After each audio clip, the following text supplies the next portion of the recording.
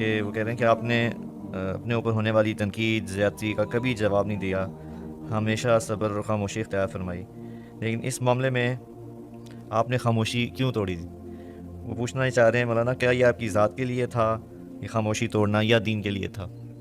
میری ذات پر جب زد پڑتی رہی وہ 1980 سے ہی شروع ہو گئی تھی. 1980 سے میرے اوپر الزام لگنے شروع ہوئے. تاحال جو میری ذات پر تھے اس پر تو میں نے ایسی خاموشی اختیار کی. جب کوئی کام میں اونچ نیچ ہوتی تھی تو میں بلال صاحب سے بھی الجھ جاتا تھا. کسی کو یہ جرت نہیں ہوئی ان 55 سالوں میں کہ بہت بڑے مسائل تھے سب خاموش. جی جی جی جی.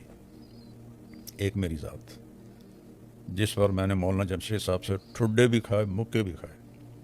اس وقت میری شہرت ہو چکی تھی پورے تبلیغی دنیا میں. تو اس طرح کے واقعات تو بھرے پڑے ہیں لیکن میڈیا کی کور ہی نہیں تھی.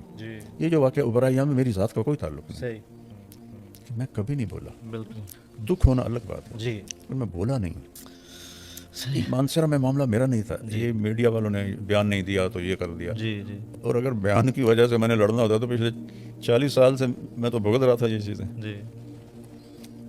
میں نے تو کبھی بھی نہیں بولا میرا بیان کیوں نہیں کرا. یہاں انہوں نے میں نے کہا میرا ظہر کا بیان کروا دو. مجمع بہت زیادہ آیا نوجوانوں کا میرے نام پر. تو سارے خاموش بیٹھے رہے تو مجھے تھوڑی دکھ ہوا. تو میں نے چڑھ کے کہا ٹھیک ہے پھر میں کل کروں گا بیان. ایسا نہیں کہ میں نے کوئی اس کو کرنا تھا، دکھ سے میں نے کہا. جی. اس کے نتیجے میں جو ہوا اس پر میں بولا کہ جس راستے سے میں نے جانا تھا وہاں 27 گاڑیاں کھڑی کر دی. 3 راستے اور تھے اجتماع گاہ کو، انہوں نے کھڈے کھود دیے.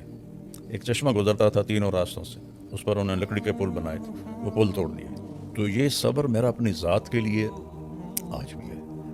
اور بولنا جب تبلیغ پہ حرف ہے یہ میرا شروع سے ہے. باقی تبلیغ سے تو میرا رشتہ وہی ہے جو جسم اور روح کا ہے. تو لہذا میں صبر نہیں اللہ کے فضل سے میرا ٹوٹا.